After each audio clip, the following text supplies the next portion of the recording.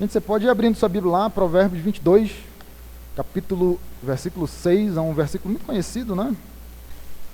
E aí eu vou repetir o que eu disse semana passada. Quase tudo que você está ouvindo nessa pregação, tanto da semana passada quanto dessa semana, quase tudo, tá? Não tudo, mas quase tudo está aqui. Então eu tirei muita coisa daqui, pelo menos 60%, 70% da pregação está aqui desse livro. É um livro escrito por um professor meu, da época de seminário, e outros eventos aí que eu já tive a oportunidade de participar com ele. Foi meu líder lá de pequeno grupo no seminário também, tive essa satisfação. Ele cuidava lá dos casais, né? Então tive esse privilégio. E aí ele escreveu esse livro aqui. É um livro que ele tem formato de comentário bíblico, tá? Só que ele não trata de todo o conteúdo da Bíblia, ou não trata de um livro específico da Bíblia como a gente está acostumado, né? Geralmente a gente pega comentário de Mateus, aí você tem um livro só, né, comentando Mateus. Ele fez um negócio diferente, porque como ele trabalha muito na área da família, então ele pegou aquilo que ele entendeu que eram os principais textos que falam a respeito de família, os principais textos bíblicos que falam a respeito de família, e ele escreveu esse comentário aqui a respeito desses textos aqui, muito bom. Um material de muita confiança, de muita segurança, que a gente pode estar usando a devida seriedade que o professor David Moore ele tem em relação à palavra de Deus. Tá? Então é daí que eu estou tirando a maior parte daquilo que você está ouvindo aqui, está dentro desse livro aí. Tá? Então vamos lá. Semana passada eu comecei mostrando para você que existe um contraste acontecendo aqui no versículo 5 e 6. E que você perde de vista o contraste quando você lê só o versículo 6, porque você está muito acostumado com esse versículo aqui, né? Ensina a criança no caminho que deve andar e ainda quando for velho não se desviará dele. É esse versículo que você conhece, né? Conhece muito, a gente ouve demais isso daí, né? Praticamente todo dia das crianças a gente ouve esse versículo, nos dias das mães a gente ouve esse versículo, em algumas outras ocasiões a gente também ouve esse versículo. No mês de maio a gente ouve muito esse versículo, porque no meio batista o mês de maio é o mês da família, né? Então, e de novo, a gente está ouvindo esse versículo aqui agora, né, por ocasião do mês da família e do dia das mães. Mas você às vezes perde de vista que existe um contraste aqui, porque você não leu o versículo 5, que fala de um outro caminho, que é o caminho do perverso. Então tem um caminho do perverso em contraste aqui com o caminho em que a criança ela deve andar.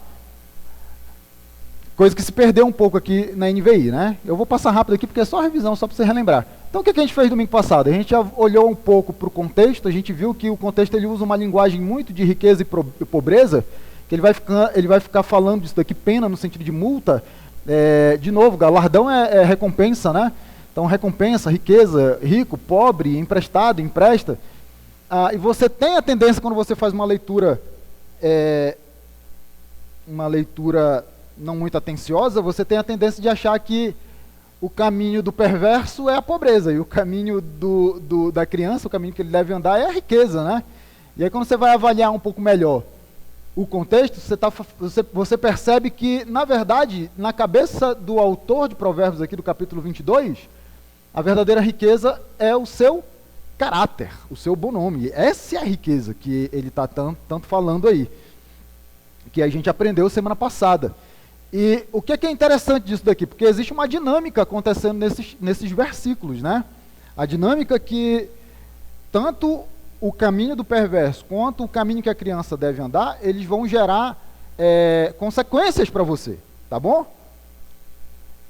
Que é o que ele fica trabalhando aqui, ó, versículo 4. Galardão, o que é galardão? Ó o 3 já. O prudente vê o mal e se esconde, mas o simples passa adiante, ou seja, ele não evita o mal, ele não se esconde do mal, ele pratica o mal e o que acontece com ele? Sofre a pena, ele sofre a multa disso daí, ele paga pelos seus atos. Então tem uma dinâmica acontecendo nesses versículos, vocês estão comigo? Lembra do domingo passado? Tem uma dinâmica acontecendo aí. É a dinâmica do caminho do perverso e do caminho que a criança ela tem que andar. Quem pratica o mal, uma hora, vai pagar o preço de ter escolhido esse caminho. Tanto quanto aquele que escolhe o caminho da riqueza. Mas qual que é a riqueza? O bom nome, né? O ser estimado, o caráter. Então, a recompensa dessa humildade e dessa vida pautada no temor do Senhor, que a gente vai já ver isso mais para frente, trazem riqueza. A recompensa, o galardão é riqueza, né? São a riqueza, a honra e a vida.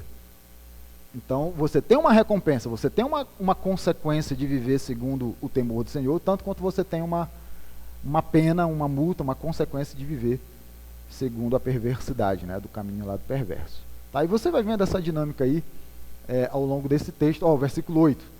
O que semeia a injustiça cegará males, né? Ou seja, aquilo que você planta, você colhe. Se o que você planta é injustiça, o que você vai colher? Males. É isso que o texto diz. Então, o texto, de forma muito... Gente, é um negócio muito legal, porque assim, você está falando de provérbios, que você tem a tendência de pensar que são versículos soltos, né? Mas, na verdade, ele está trabalhando um negócio aqui. Ele está falando de caráter, e ele está falando de uma dinâmica que vai trazer resultado, que vai trazer consequência. Dependendo do caminho que você escolhe, essa consequência ela vai ser diferente. Mas as duas trazem consequência. Tá? E aí, com base nisso daí, a gente seguiu um pouquinho adiante, falando aqui, né, desses elementos em comum que tem no versículo 5 e no versículo 6. O caminho, no versículo 5, e o caminho, no versículo 6. A intencionalidade. Porque tanto quanto você tem que ensinar o caminho que a criança tem que andar, você tem que ensinar o caminho que ela não tem que andar, de coibir, na verdade, né? Você percebe isso? É uma via de mão dupla, tá? Não basta coibir o caminho errado, você tem que ensinar o caminho certo. Aí é Tiago, né? Aquele que sabe o bem que deve fazer e não faz, comete pecado. Então não basta só não fazer o errado, você tem que fazer o certo, exatamente. Então a mesma coisa aqui. Tanto quanto coibir, você precisa ensinar. E o resultado que aparece dos dois, né? Porque quando você coíbe esse caminho do perverso, a vida, a alma dessa criança retira-se para longe deles. O que são esses deles? As consequências desse caminho, os espinhos e os laços, né? As ciladas. E aqui qual que é o resultado? Quando você ensina a criança no caminho que ela deve andar, ainda quando ela for, né, quando for velho, não se desviará dele. Então você tem resultado em ambas as partes. É a dinâmica apresentada no texto. Os dois caminhos oferecem consequências. Tá? O que você vai colher no final depende do caminho que você escolhe no começo. Tudo bem? E aí eu falei um pouquinho do gênero literário semana passada, que o livro de Provérbios ele é um livro considerado poesia, né? Então Jó, Salmos, Provérbios, Eclesiastes, Cantares são livros poéticos que a gente chama. E Provérbios ele tem esse aspecto proverbial aqui, tá bom? Então o que isso significa? Que o livro de Provérbios apresenta princípios gerais para nós. Vocês estão comigo? Estão lembrando disso daí? O que são princípios gerais, gente? São coisas que acontecem na maioria das vezes, mas nem sempre, tá bom? Isso são princípios gerais, não são promessas. Como é que a gente sabe disso? Só você olhar à sua volta. Você conhece alguém que é um bom pai, alguém que é uma boa mãe, que educou, que instruiu, que dirigiu os seus filhos no caminho que ele devia andar.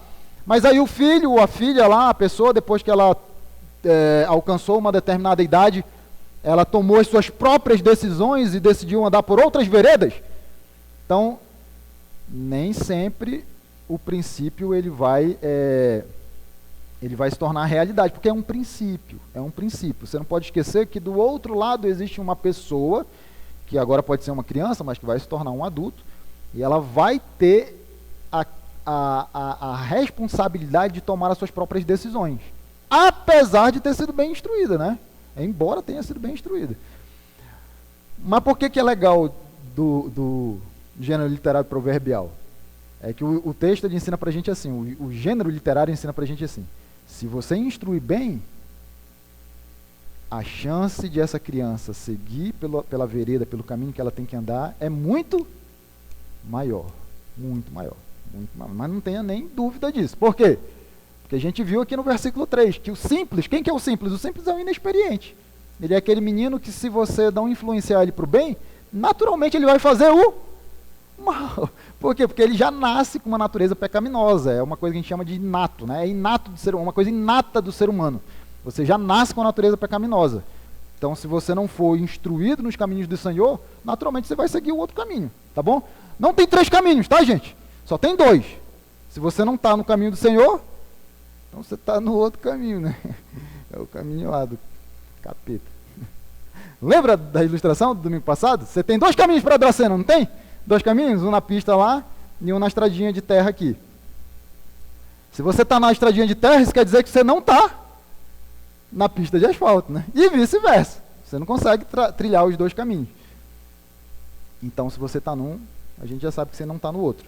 Então, não tem meio termo, tá bom, gente? Na Bíblia, o que eu acho legal é essa dinâmica. Não tem meio termo. Se você não está seguindo o caminho do Senhor, adivinha? Você está lá no outro. Não tem três, só tem esses dois. Tá bom? Então, não sobra muito espaço para desculpa, tá? E é importante a gente entender o gênero literário porque, apesar de você pode olhar para a vida de uma criança e perceber na conduta da criança se ela teve bons pais, ou de um adulto já depois, né? Via de regra, essa é a fórmula. Mas é legal você entender isso que a gente está explicando aqui, para você não generalizar. Nem sempre é assim que funciona, tá bom? Nem sempre é assim que funciona. Tanto para bem quanto para mal, né? Às vezes você tem maus pais que têm bons filhos, né? Então, são exceções à regra, tá bom? São exceções à regra. O que eu quero trabalhar com você hoje, e eu espero muito que a gente consiga terminar essa mensagem hoje, os termos aqui que aparecem agora, tá? A palavra ensinar e o verbo ensinar aí no comecinho do versículo.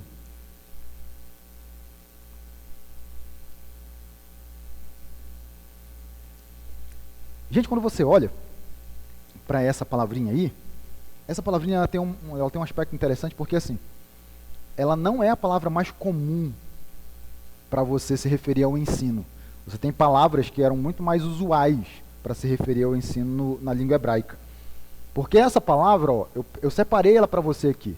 Você pode olhar aí Deuteronômio 20, versículo 5, a primeira parte do versículo, e vai dizer assim, ó, os oficiais falarão ao povo dizendo, qual o homem que edificou casa nova e ainda não a consagrou? Então olha só como ela tem um campo amplo, né, de significado. Porque lá em Provérbios 22:6 está ensinar. Aqui em Deuteronômio a mesma palavra significando consagrar. Olha que legal isso daí, hein? E consagrar, gente, usado aqui, eu separei esses dois textos para você, tem o sentido de dedicar também, né? Mas via de regra uma consagração ou uma dedicação que ela vem depois de uma edificação. Via de regra é assim que esse verbo ele é usado no Antigo Testamento. Então olha lá o texto de baixo aqui, ó. Assim o rei e todos os filhos de Israel consagraram a casa do Senhor. Mas quando que isso aconteceu? Depois que a casa foi construída. O templo ele foi construído primeiro e quando estava pronto a gente vai fazer agora uma celebração. A gente vai fazer aqui uma solenidade para consagrar. Não é mais ou menos assim que funciona quando constrói uma igreja? Então, essa igreja tem a Bíblia como pedra angular? Tem aqui? Tem uma Bíblia enterrada aqui embaixo? Tem, né? Então, esse é um costume dos cristãos.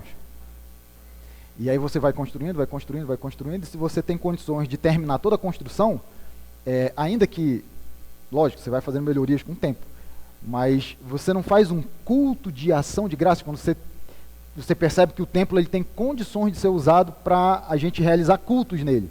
O que você faz? Seu primeiro culto é um culto de celebração, é um culto de ação de graças, né, pela bênção que Deus... Então você constrói e depois você dedica, né, você consagra.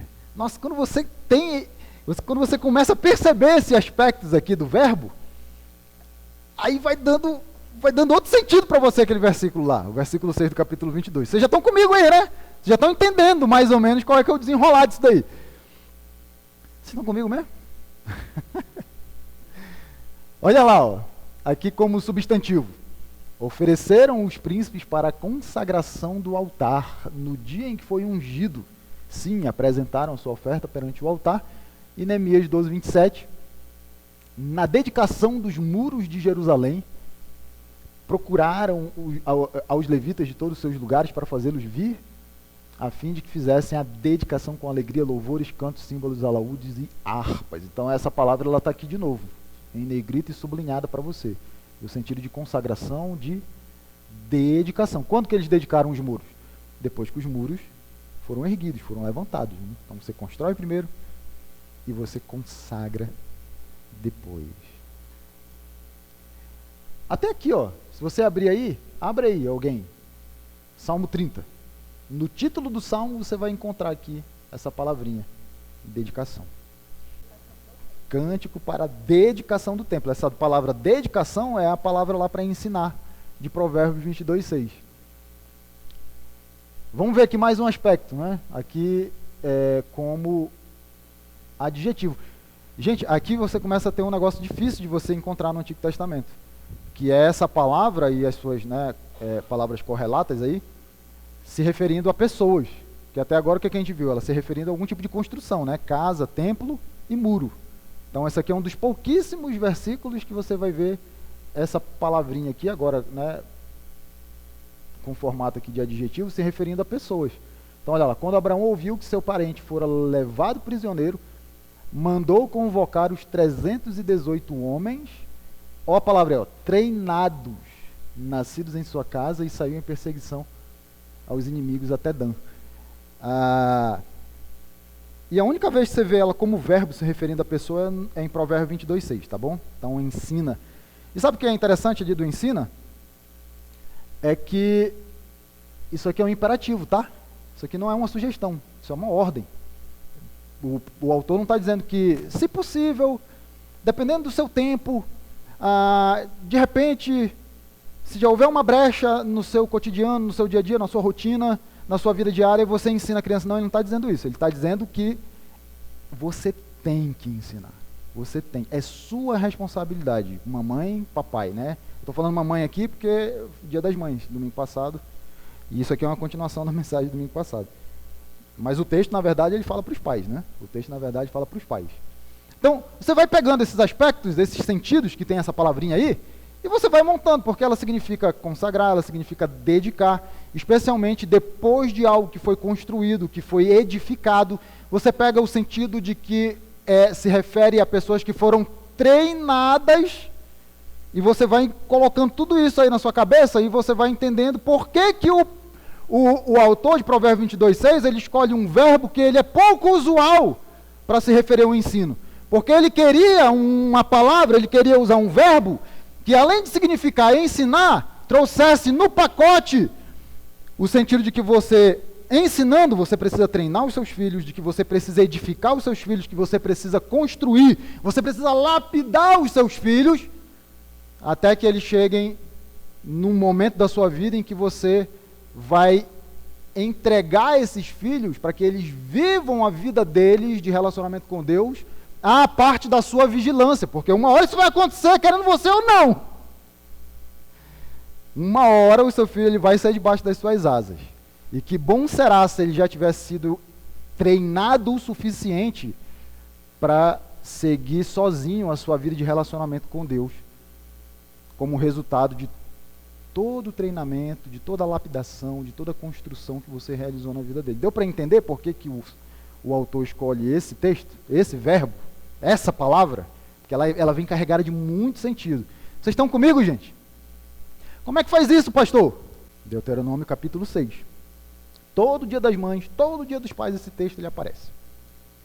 Como é que eu construo, como é que eu lapido, como é que eu edifico o caráter do meu filho, pastor?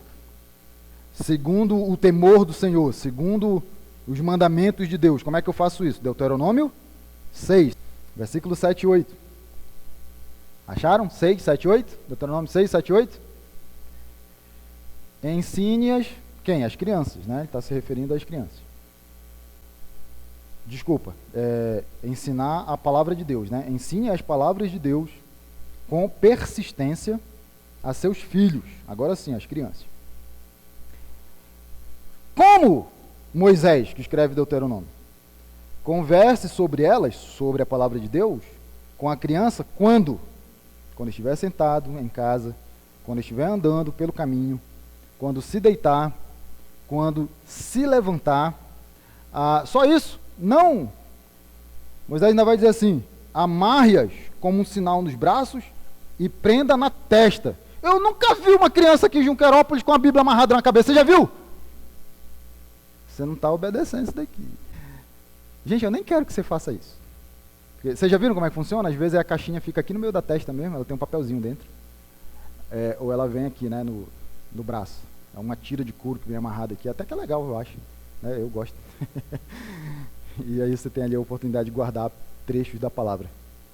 Mas o princípio não é esse, que você tem que amarrar literalmente, né? Para eles até era, eles têm esse costume. Mas é o princípio de que você tem que aproveitar cada suspiro do seu filho para ensinar a Bíblia. Cada suspiro. Cada suspiro. Mamãe e papai. Deus, ele colocou uma criança na sua vida, não foi para você fazer dele um bom profissional, não. E eu não estou dizendo que ele não deve ser um bom profissional. Mas não adianta nada ser um bom profissional e queimar eternamente no inferno. Você tem uma missão muito maior, muito mais digna, muito mais honrada, muito mais importante e essencial do que fazer do seu filho um bom profissional. É influenciar o seu filho para que ele tenha vida eterna com Deus. Influenciar. A decisão é dele, tudo bem? Mas vai ser muito, muito mais fácil para ele se você aproveitar cada oportunidade, cada dia, cada segundo. Ele fala aqui, na hora que senta, ensina. Na hora que levanta, ensina.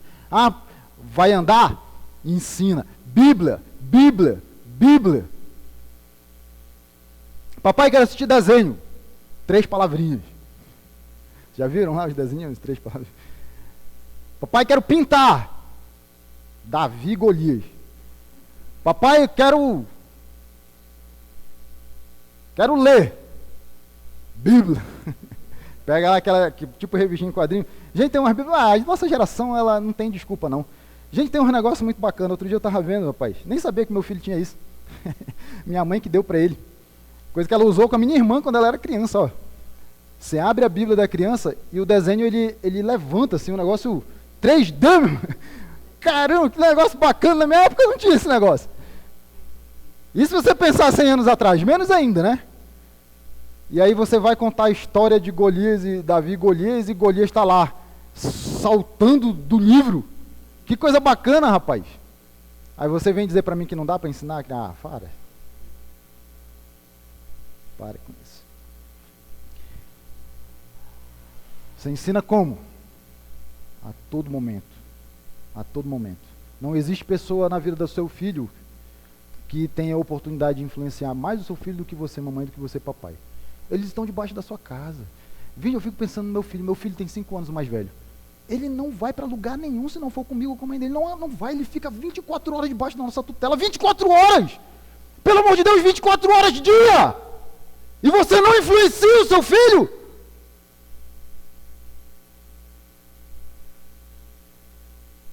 Não tem nem cabimento um negócio desse. É praticamente até, seria dizer assim, é quase impossível de você não conseguir fazer isso. Um moleque vai passar anos debaixo da sua tutela, tendo como maior influência a sua pessoa e a pessoa da sua esposa, se você for homem, do seu marido, se você for mulher, né? Isso pensando num time completo, tá bom, gente? Aí a gente tem algumas exceções aí, tá? E você não aproveita essa oportunidade? É complicado. Eu fico pensando assim, que desculpa que vai dar para Deus quando chegar no céu?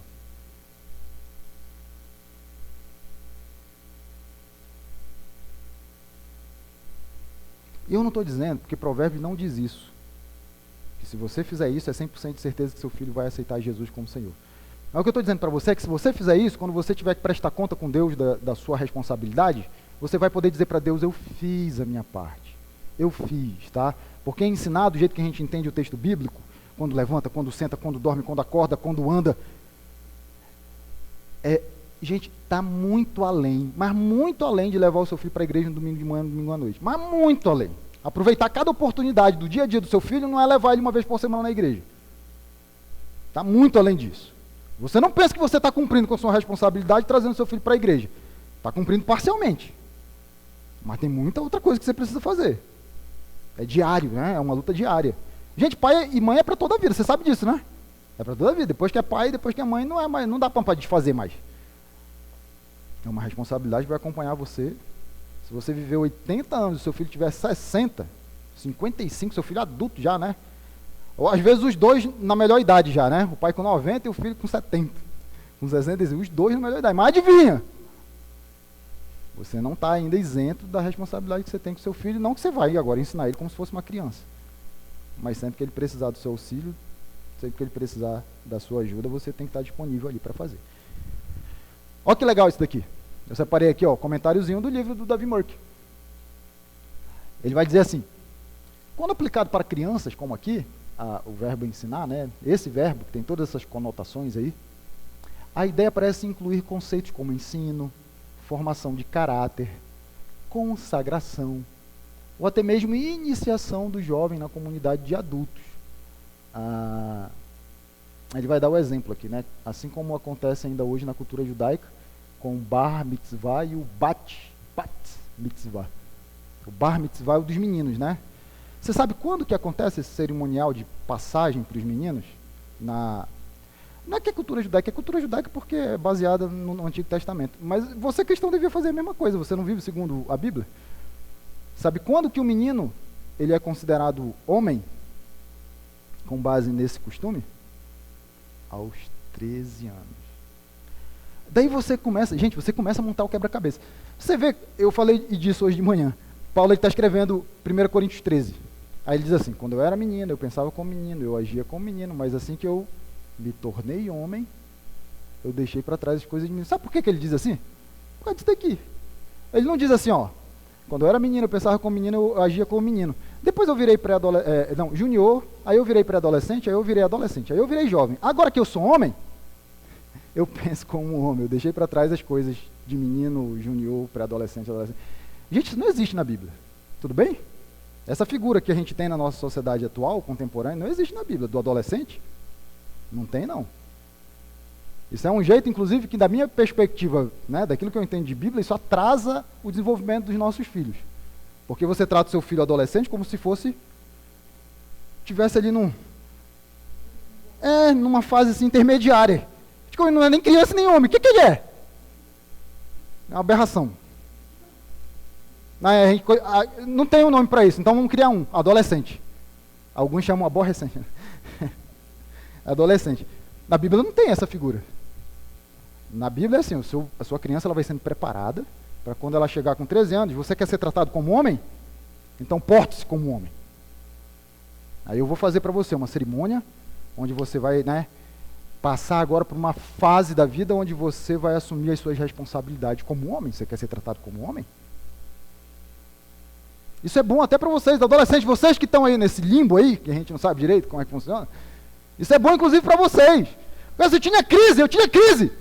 Porque quando eu tinha 14 anos, 13, 12, aí chegava dia 12 de outubro. O que eu queria? Presente, eu queria presente. Gente, com 12 anos. Ixi.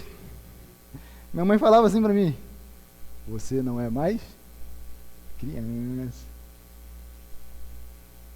Espera aí, que tem volta. Aí lá surgiu uma situação e tudo. Não, eu quero sair. Não, sair você com 12 anos? Você ainda é uma? Cara, minha cabeça, o Tico e o Teco, eles não conseguiam organizar isso daí. Era demais para mim. Como é que é? Então, às vezes é criança, às vezes não é criança. Para ganhar presente é criança, é? Não é criança. Mas para sair é criança, não pode. Quando, na verdade, qual que é a lógica? Você prepara o seu filho para que, na medida que ele vai amadurecendo, ele vai recebendo concessões de acordo com a responsabilidade que ele já tem condições de assumir. Essa que é a ideia. Isso acontece para os meninos aqui, ó, com 13 anos. Para as meninas, com 12, tá? Esse costume aqui do Bat Mitzvah, ele é mais recente, tá? Ele remonta aí em torno de 100 anos agora, que começaram a fazer isso. E durma com barulho. Para as meninas é 12 anos. Então, é 12 anos. E tem a ver também com outros aspectos, né?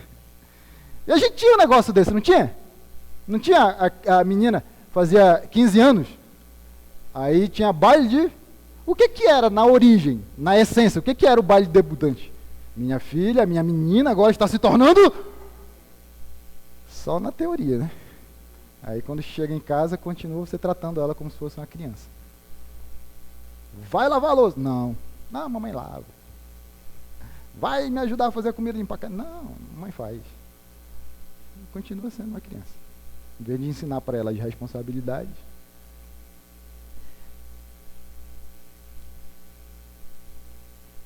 Aí você vê homens de 30 anos se comportando como se fossem meninos, né? Gente, olha só isso aqui. Coloquei para você. Papais, né? Papai e mamãe.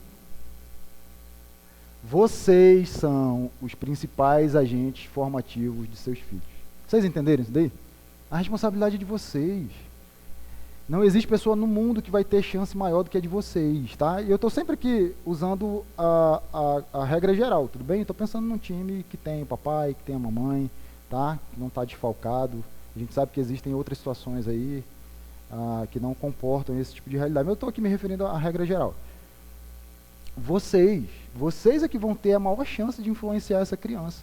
Então vocês são os principais agentes. Eu coloquei aqui, ó, não é a escola, não é a igreja, durma com barulho, não é a igreja. A igreja ela vai ajudar? Vai. A gente não tem um programa legal aqui para crianças, para incentivar o seu filho a ter tempo com Deus diariamente. A gente faz isso porque a gente sabe da importância que é. Mas sabe quando que seu filho ele vai fazer a devocional dele? Sozinho em casa? Que a gente pede para ele fazer, se você não estiver lá junto dele, sabe quando que ele vai fazer? Ele não vai fazer. Quem que tem que estar lá grudado no seu filho lá? Na hora que acorda, na hora que dorme, na hora que vai comer, na hora que vai beber, na hora que vai caminhar, na hora que vai sentar, na hora que vai levantar, quem que tem que estar lá? É você. Construindo, lapidando, ensinando, instruindo. Isso não tem a ver com aptidão. Coloquei isso aqui para você, ó. Não tem a ver com aptidão, mas sim com obediência e responsabilidade. Isso aqui é outra coisa que é um negócio interessante. Porque se você é dessa igreja, você já ouviu uma pregação assim, ó. 1 Timóteo capítulo 4. Seja diligente, seja dedicado e você vai progredir. E Timóteo, ele não era, pelo que o texto indica, ele não era um bom preletor. Muito pelo contrário, pelo que o texto mostra pra gente, aí a 2 Timóteo capítulo 1, ele tinha medo, ele tinha receio. A palavra fala ali, talvez até covarde, né? Pode ser traduzida por covarde. Então um cara que ele hesitava na hora de cumprir com a sua obrigação, na hora de cumprir com a sua responsabilidade. Paulo, ele não quer nem saber, meu irmão. Ele não quer nem saber, não quero saber se você tem facilidade ou não para fazer isso. É a sua responsabilidade, obedeça. Como é que você melhora nesse negócio? Diligência, dedicação, e você vai progredir. Você vai progredir. Então, mamãe, ensinar o filho, papai, não tem a ver com aptidão, porque às vezes eu escuto assim, eu já escutei muito ao longo da minha vida. Não, mas eu já tentei ensinar o meu filho e eu descobri que eu não tenho a menor facilidade para isso. E qual que é o texto bíblico que você diz para mim, que você mostra para mim, que não havendo facilidade para você fazer o que você tem que fazer, você pode deixar de fazer o que você tem que fazer? Porque do que eu conheço de Bíblia, Deus nunca perguntou se você tem habilidade ou não para aquilo. É sua responsabilidade, você tem que fazer. Não seria estranho se eu fosse pastor? E tivesse o tempo inteiro revezando aqui. Fábio, Daniel, outro Fábio, Henrique, irmão Dário, irmão Luiz, quando ele podia. E assim, aí eu prego uma vez por semestre, e os caras ficam pregando aqui no meu lugar. E aí você vem me indagar, pastor, o senhor não prega? Então, é que eu não tenho muita facilidade para isso. O que você ia achar do pastor assim?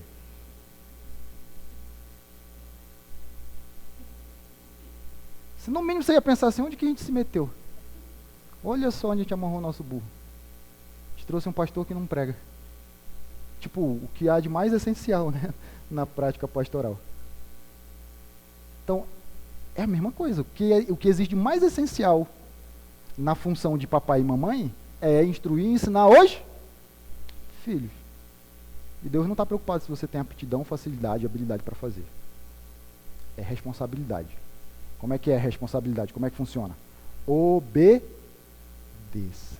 Obedeça. É assim que funciona. É assim que funciona. E a gente está aqui para ajudar, lógico. Você tem uma igreja aí que dá suporte, que dá amparo, que dá auxílio para você. Tá bom? Olha outra coisa interessante aqui. Gente, isso daqui é muito legal.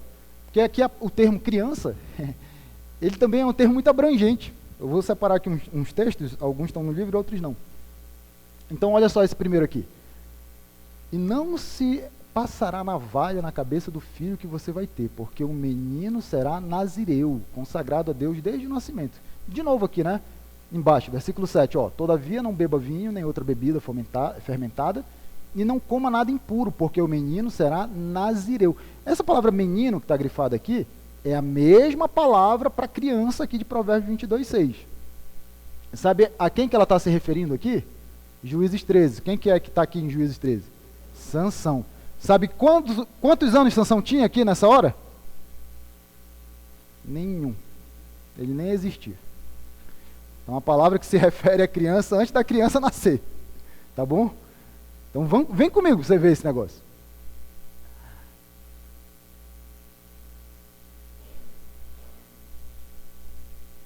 Aqui não é mais Juízes 13, tá? Isso aqui é 1 Samuel. Depois você corrige isso daí. Sua nora, a mulher de Finéias, estava grávida e perto de dar à luz. Nora então de Eli, né? Que é pai de Finéias. Quando ouviu... Gente, isso aqui deve estar no capítulo 2, tá? Procura aí rapidinho. Capítulo 2, 19, 20 e 21. 1 Samuel 2, 19, 20 e 21. Quando ouviu a notícia de que a arca de Deus havia sido tomada e que seu sogro e seu marido estavam mortos, entrou em trabalho de parto e deu à luz, mas não resistiu às dores de parto. Enquanto morria, as mulheres que ajudavam disseram: não se desespere, você teve um menino. Mas ela não respondeu e nem deu atenção. Aí, versículo 21, ela fala isso daqui, ó. Ela deu ao menino o nome de Icabode e disse: a glória se foi de Israel. Qual que era a idade desse menino aqui? Pelo texto aqui que a gente acabou de ler. Ele era recém-nascido, tinha acabado de nascer. Tinha acabado de nascer, a mãe dele foi lá e deu esse nome para ele, né? Icabode, que significa a glória se foi de Israel. 1 Samuel 2, acharam aí? É isso?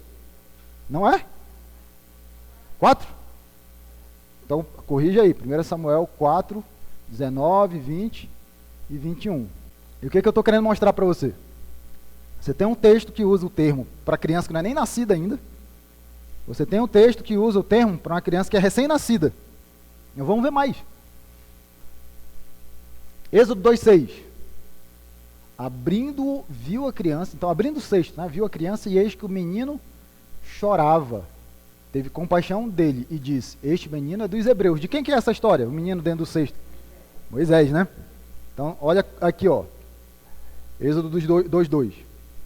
A mulher o concebeu, Joquebede, né? A gente sabe que é a mãe de Moisés. E deu à luz um filho. E vendo que era formoso, escondeu Moisés, né? Escondeu-o por 3 meses. Então, qual que é a idade de Moisés aqui? 3 meses. Então, um termo usado para criança que nem nasceu, para usado para criança que é recém-nascida, usado para criança que tem 3 meses de idade. Gênesis 21, 12, 5 a 8. Diz, porém, Deus a Abraão: não te pareça isso mal por causa do moço e por causa da tua serva. Atende a Sara em tudo que ela te disser, porque por Isaque será chamada a tua descendência. Gente, ele está falando aqui de Ismael, tá bom? Sabe aquela hora que Isaque nasce e aí a Sara, ela pede para Abraão mandar embora Agar e o filho, né, que ela tinha com Abraão, que era Ismael. Só que aqui uns detalhes para você, ó. Tinha Abraão 100 anos quando isso aconteceu, tudo bem? Isaque cresceu e foi desmamado. Nesse dia em que o menino foi desmamado, deu a Abraão um grande banquete. Então é assim, ó. Ismael, ele só foi embora depois que Isaque nasceu e depois que ele passou pelo período de amamentação, que a gente sabe que tem aí por volta de 2 a 3 anos, dependendo, né? Isso naquela época, naquele contexto, naquela cultura. Olha isso daqui, ó. Gênesis 16, 16. Abraão estava com 86 anos de idade quando Agar lhe deu Ismael. Gente, os números estão aí para você fazer conta. Você tem que ler a sua Bíblia, você tem que pegar essas coisas e fazer conta. Abraão, quando Isaque nasceu, tinha 86. Quando Ismael nasceu, ele tinha 86. Quando Isaque nasceu, ele tinha 100. Qual que é a diferença aí? Pelo amor de Deus, matemática. Não precisa de revelação, não, é só fazer a conta. Tinha 14. 14, tá, gente? 86, 100, 14. Aí você acrescenta mais 2 a 3 anos, que é o período de amamentação. Quantos anos Ismael tinha? 16 para 17 anos. E você tem um termo que é usado para criança que nem nasceu ainda, sendo usado para um menino de 16 para 17 anos. Você percebe que é um termo muito abrangente. Essa que é a ideia. Gente, nada está na Bíblia por acaso. Nada, nenhuma palavrinha. Nada, nenhuma vírgula. Nada está na Bíblia por acaso. Quando você vai estudando, você percebe que o autor bíblico, ele escolhe as palavras assim, cuidadosamente. E aí você vai montando aí, né, o quebra-cabeça. Ó, aqui já é Isaac, né? Disse ele a seus servos, fiquem aqui com o jumento, enquanto eu e o rapaz vamos até lá, depois de adorarmos. Voltaremos. Não toque no rapaz, disse o anjo. Isso já na hora que Abraão vai oferecer ele em sacrifício, Isaac em sacrifício. Gente, aqui, quando você vai pesquisar, ninguém sabe a idade de Isaac quando isso aconteceu, tá bom? Mas pelas continhas aí que o pessoal faz, ele está ali numa janela de 20 a 37 anos de idade, tá bom? Por quê? Porque a gente sabe que com 40 ele casa. Isso a gente lembra, né? Que o servo de Abraão traz Rebeca para ele, né? Fica feliz da vida. Também, né? Tinha que ficar mesmo. Então, no mínimo 20 anos. Tudo bem? No mínimo 20 anos. Vocês estão comigo? Eu coloquei isso aqui para você. José, 17 anos, aí o texto revela para nós. E o mesmo termo aqui, ó, se referindo a José, é o mesmo que está aqui em Provérbios, tá bom? Então, mais um rapazinho de 17. E esse aqui, ó, que é em relação aos filhos de Samuel. Era, pois, muito grande o pecado destes moços. Isso aqui é a mesma palavra que está aqui, só que se referindo aos filhos de Eli, tá bom? Aos filhos de Eli. Falei Samuel, né? Aos filhos de Eli. Perante o Senhor, porquanto eles desprezavam a oferta do Senhor. Qual que é o problema aqui? Eu não vou ler, tá? Para a gente ganhar tempo. Você anota aí, tudo bem? Tá no slide aqui, ó. 1 Samuel 2, 16 e 22 vai falar dos pecados dos filhos de Eli. Quais que eram os pecados do filho de Eli? Primeiro que eles eram sacerdotes, tá? Vocês lembram? Eles eram sacerdotes. Primeiro pecado, desonrava o nome de Deus, né? Quando aquilo que deveria ser dedicado ao Senhor, eles iam lá e eles não esperavam a gordura ser queimada daquela carne. Eles queriam a melhor parte para eles. E eles mandavam pegar. Eles mandavam lá os auxiliares pegar. Pode pegar. E se o cara recusar, você obriga. Aí quando você vai para o versículo 22, você descobre que esses meninos também eram... como é que eu posso falar? Presepeiro mesmo. Ficavam pegando lá as meninas que serviam na entrada do templo ali e iam fazer coisa que não devia com as meninas. Sacerdote. Falando de sacerdote. Gente, aí é assim, ó. Vamos ler pelo menos esse aqui, ó. Pelo menos esse. Números 8 e 24. Abre aí. Números 8 e 24. Isto diz respeito aos levitas. Tá? Os filhos de Eli, próprio Eli, são descendentes de levitas, tá? De Levi, no caso. Os homens de 25 anos para cima, aptos para servir, tomarão parte no trabalho que se faz na tenda do encontro. Poderão ajudar... cadê? Mas aos 50 anos deverão afastar-se do serviço regular e nele não mais trabalharão. Então você já tem aqui primeiro registro histórico de aposentadoria por tempo de serviço. Está aqui, 25 anos. Começa com 25, termina com 50. Depois dos 50, até poderão ajudar, ele diz aqui, né? Mas só auxiliando. Já não vão mais poder realizar as tarefas ali dessa galera que está nessa faixa etária. Por que esse texto é importante? Tem uma discussão aí, tá? A gente não vai entrar nela. Mas, no mínimo, os filhos de Eli tinham 25 anos, no mínimo. Para servir, eles precisavam alcançar a idade mínima, que era 25 anos. Não impede que alguém seja treinado antes dos 25. Samuel provavelmente foi treinado no tempo que ele era... Mas eu estou falando dos filhos de Eli, que a Bíblia diz para a gente que eles já eram sacerdotes. Então eles não estavam mais passando por treinamento, eles eram sacerdotes. No mínimo, 25 anos. Aí tem discussões, né? A gente pode chegar até os 30 anos aí, dependendo de como a gente entende algumas coisas. Mas para mim não é o ponto. O ponto é mostrar para você que no mínimo 25 anos. Para você ver o tanto que esse termo ele abrange. Então ele pega crianças que nem nasceram ainda. Então você pode usar o termo para crianças que nem nasceram, e você pode usar o termo para homens de 25 anos de idade. E aí você vai perguntar, qual que é a lógica disso? Gente, você soma isso com o verbo, o que é que o verbo significa? que você tem que lapidar, que você tem que construir, que você tem que edificar, que você tem que instruir, que é você que tem que treinar o seu filho. E aí você vai perguntar para mim, até quando, pastor? Até ele estiver debaixo do seu teto. Pode ser com 25 anos de idade, né? Pelo menos, pelos textos que a gente viu aqui. Talvez até 30. Ele está debaixo da sua guarda, ele é responsabilidade sua. É assim que funciona. É assim que funciona. Ah, papai, não quero mais ser dirigido, ser conduzido pelas suas... Então vai você para sua casa, porque você está na minha casa. E aqui na minha casa, quem dita as regras sou eu. Mas a minha questão nem é essa. A minha questão para você é fazer você entender que a sua responsabilidade de treinar e instruir o seu filho, Provérbios 22:6. Quando que você tem que ensinar? Primeiro, ensinar é construir. E segundo, enquanto ele for seu filho, poxa. Você continua ensinando, você continua instruindo, você continua construindo, você continua edificando, você continua lapidando. É assim sempre. É assim sempre. Você acha que você vai ter férias? Você quer ter férias, não tenha filhos. Depois que tem filhos, aí você tem que pedir férias para Deus, né? Deus, me dá férias já, me leva daqui, porque para eu descansar. Vocês estão entendendo? Essas duas palavras não estão aí por acaso. Construir leva tempo. E daí porque ele usa um termo que se refere à criança antes dela nascer até rapazes de 25 anos de idade. Você vai lapidando, você vai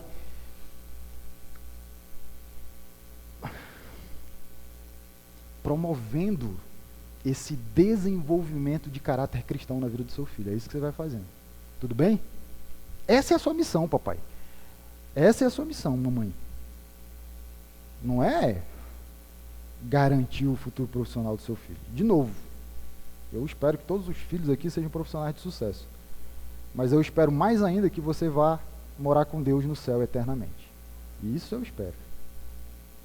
E se me perguntar, se Deus um dia falasse para mim, Eloy, aquele jovem lá da sua igreja, você quer ele pobre, comendo ovo todo dia e indo para o céu, ou você quer ele comendo caviar todo dia e indo para o inferno? Deus, tira até o ovo desse menino, mas garante ele no céu. Existe um conteúdo que deve ser ensinado. Então você tem a ordem, tudo bem? Ensina. Você tem o alvo desse ensino, quem que é? A criança. Você tem o conteúdo que deve ser ensinado, qual que é? O caminho que ele deve andar, em contraste com o caminho do perverso. A gente vai falar disso daí, legal. É muito legal isso daí, muito da hora mesmo. E você tem um resultado.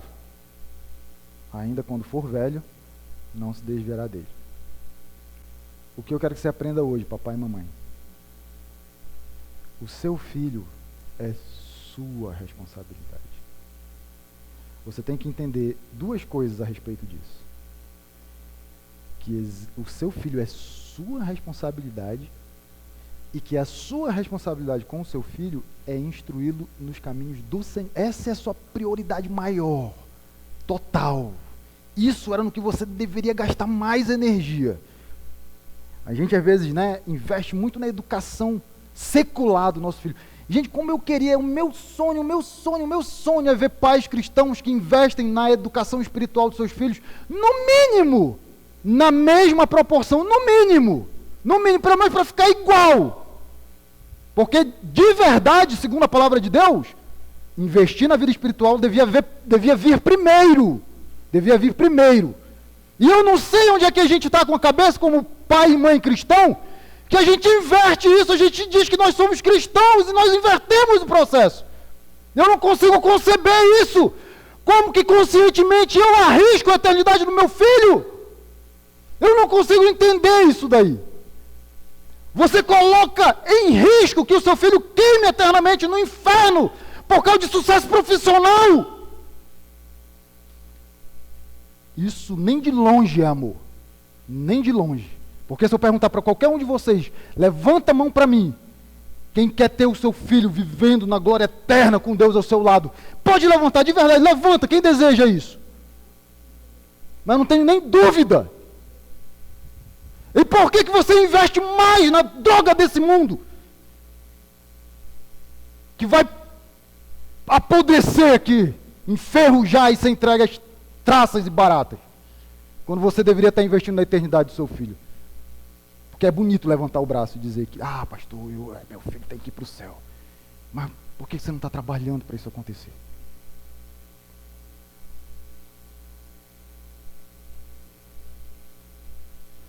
Gente, você tem noção do que é queimar no inferno eternamente? A sua cabeça não consegue nem calcular isso. A sua cabeça não consegue calcular nem o que é eterno. Quanto mais sofrer eternamente. E você realmente está arriscando a eternidade do seu filho? Faça no mínimo a sua parte. Qual que é? Ensine. Como é que é o significado disso, pastor? Instrua, lapide, construa. Desenvolva o caráter cristão na vida do seu filho. Influencie ele na hora que ele levanta, na hora que ele deita, na hora que ele senta, na hora que ele caminha, na hora que ele vai dormir. Quando, pastor? Desde antes dele nascer. Quando ele estiver lá na barriga da mãe, você já está lendo a Bíblia para ele. Cantando musiquinha. Até quando, pastor? Até sempre. Depois que você vira pai e mãe, você não desvira mais. Então, quando seu filho estiver aí, você vai fazer isso. E qual que é o parâmetro? Jesus. Quem é o nosso modelo maior de caráter? Jesus. Quem é o nosso referencial de obediência plena e completa aos mandamentos de Deus? Jesus. Por isso que a Bíblia diz que nós, como crentes, devemos moldar a nossa vida ao caráter que nós encontramos no modelo estipulado por Cristo. E como papai e mamãe, você tem que ensinar isso para o seu filho. Olhe para Jesus, e você tem que ser exemplo, lógico, e com base no caráter de Cristo, com base no modelo que ele deixou, você tenta edificar, lapidar o caráter do seu filho. Isso é o mais importante. Isso é o mais importante. A verdadeira riqueza é um caráter pautado, né? Tendo como alicerce o temor do Senhor. A gente vai ver isso.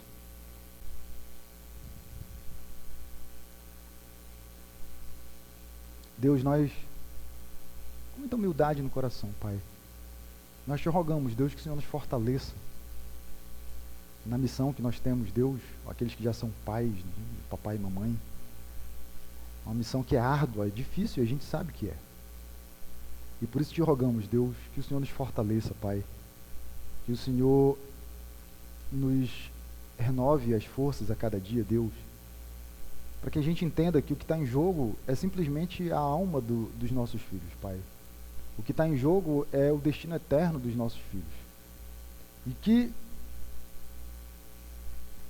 difícil seria, né? Nós um dia nos depararmos com a realidade que os nossos filhos não estão trilhando o caminho que leva à eternidade contigo. Nós te rogamos, Deus, que no mínimo tenhamos, Pai, diligência para fazermos a nossa parte, entendendo que existe sim uma decisão pessoal que envolve a pessoa dos nossos filhos, Pai, e um dia eles vão ser cobrados da responsabilidade deles de tomar essa decisão ao teu lado. Mas que nós, que somos pais, Senhor, nós cumpramos com a nossa responsabilidade, Deus, de ensinar, de instruir, de lapidar, de construir, de edificar, Deus, para que um dia nós tenhamos condições de apresentar a vida dessas crianças diante de Ti, homens e mulheres, Pai, que dignificarão e honrarão e engrandecerão o Teu nome para Tua honra e para Tua glória, Senhor. Te rogamos, Deus, que não percamos de vista um modelo maior, o referencial que temos na pessoa de Jesus Cristo, Pai. E que, conscientes desse modelo, Deus, tenhamos sempre diligência e dedicação em moldarmos o caráter dos nossos filhos em conformidade com o caráter de Cristo. Abençoa essa igreja, obrigado pela Tua palavra, Deus. Obrigado pelo privilégio, Pai, de aprendermos, de sermos instruídos na Tua palavra. Obrigado pela riqueza da Tua palavra, Senhor, pela profundidade dela. É a nossa oração em nome de Cristo Jesus, Pai. Amém, Senhor. Que a graça do Senhor Jesus, o amor de Deus e a comunhão do Espírito Santo seja com cada um de nós. Amém. Deus abençoe a todos.